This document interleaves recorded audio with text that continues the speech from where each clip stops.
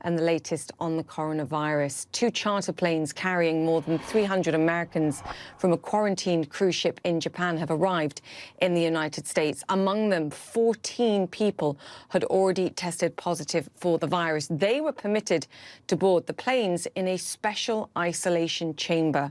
Worldwide now, at least 1,700 people have died from coronavirus so far. In Shanghai, meanwhile, there's a push to get back to work as stringent health checks become part of day-to-day life. In the meantime, the International Monetary Fund says coordinated economic action may be needed to mitigate the financial and economic fallout from the coronavirus. John Defteris has been talking to the IMF's managing director and joins me now. Coordinated or at least synchronized. John, talk us through that discussion, because there's clear concerns about the broader economic fallout here from the IMF. Yeah, I like the word you used there, Julia, synchronized. I think it was a dual message from the IMF managing director right now, saying we need to be ready to leap into action on monetary policy, although there was a lot of rate cutting in 2019. So you have to question how many tools are still left in that toolbox overall, but also not to take unilateral action when it comes to trade. I think that was a message for U.S. President Donald Trump, although she did understand the fact that the WTO, the World Trade Organization, needs to be basically modernized. And she said, indeed, it has to include e-commerce in that calculation. But I asked her straightforward on stage here at the Global Women's Forum, could China lose 1% of its GDP this year with the estimate from the IMF of 6%? Here's her answer. We don't yet quite know what is the nature of this virus. We don't know how quickly China would be able to contain it. We don't know whether it would spread to the rest of the world. What we do know, however, is that, yes, indeed, it is going to affect global value chains, already affecting some. It is affecting tourism. It is affecting travel. What we also know that if it is contained rapidly, there can be a sharp drop and then a very rapid rebound, what is known as a V curve. And we are very much hoping this is going to be the case. And what's the saying, Julia? Hope springs eternal here. I think that's what the IMF managing director is suggesting. And the benchmark for SARS was a drop of 2% and then the V-shaped recovery. But the economy, Madame Georgieva was suggesting to me, is very different. It was 8% of total GDP in the world, China, back in 2003. It's about a fifth of global GDP.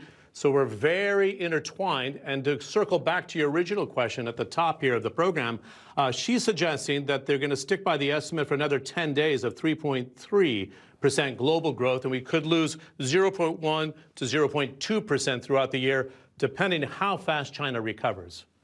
Yeah, they're clearly thinking about recalibrating here, John. I just want to hone in specifically because the Center for Disease Control here in the United States said that this virus could be around beyond 2020. So we could be dealing with this challenge for many months, not just a quarter or 2 quarters at this stage. And to your point, that the global economy was already dealing with trade tensions. We've seen as specific policies going on in Japan, their consumption tax hike that's already dented their economy quite specifically.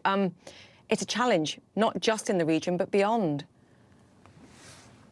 Well, of course, and Japan's the 3rd largest economy in the world, and China's number 2. So you can see the scenario you're painting here for us. They had a huge typhoon in 2019, as you suggested, the consumption tax. And let's say the coronavirus could be the X factor for Japan in 2020, because those numbers don't factor in what we're seeing here in the first quarter and why there are concerns they could slip into a recession. There's also that tourism that the IMF managing director was talking about from China.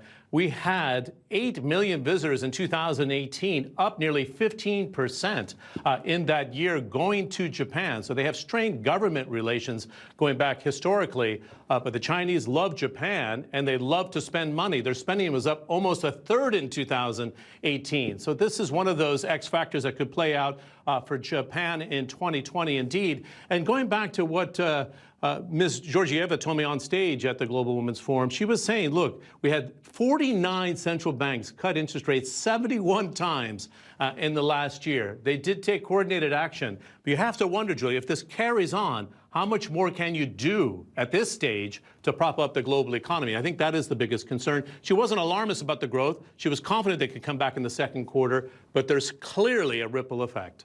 It's such a great point. 2/3 of the world's central banks already stimulating. What more can they do here to support the global economy? Yeah, it's a great point. John Defterios, thank you so much for that. All right.